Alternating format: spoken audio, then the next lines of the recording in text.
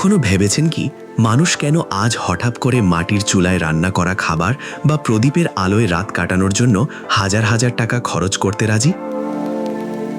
2026 সালের global hospitality data বলছে আধুনিক পর্যটকদের প্রায় 40% এখন ডিজিটাল বার্নআউটের শিকার। তারা এমন এক অভিজ্ঞতা খুঁজছেন যেখানে কোনো ওয়াইফাই থাকবে না কোনো কৃত্রিম শব্দ। একে বলা হচ্ছে অ্যানথ্রোপোলজিক্যাল ট্র্যাভেল। আধুনিক রিসোর্ট ম্যানেজমেন্টের জন্য এটি কেবল একটি ট্রেন্ড নয়, এটি মানুষের মানসিক ক্লান্তি দূর করার এক বিশাল ব্যবসা। এই মডেলের মূল মন্ত্র হল প্রিমিটিভ লাক্সারি, অর্থাৎ গেস্ট থাকবেন আদিম কায়দায় তৈরি ঘরে, কিন্তু তার পিছনের ম্যানেজমেন্ট হবে বিশ্বমানের। তথ্য বলছে যেসব রিসোর্ট গেস্টদের অফ গ্রিড বা প্রযুক্তি মুক্ত থাকার সুযোগ দিচ্ছে তাদের ডিমান্ড গত 1 বছরে 50% বেড়ে গেছে।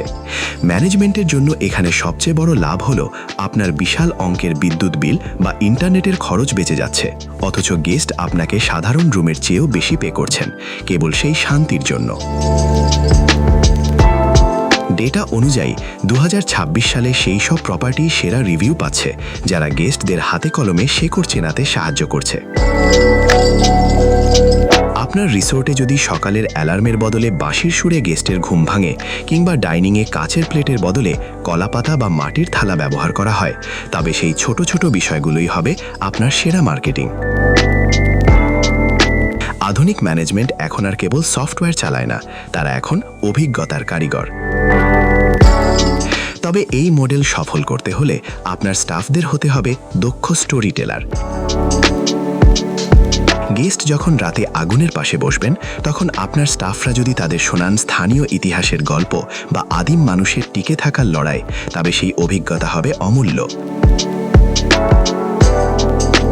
2026-এর হোটেল ম্যানেজমেন্ট আমাদের শেখাচ্ছে যে প্রযুক্তি আমাদের অনেক কিছু দিয়েছে ঠিকই, কিন্তু আমরা যা হারিয়েছি তা ফিরিয়ে দিতে পারলেই আপনার রিসোর্ট হবে বিশ্বের বুকে অনন্য।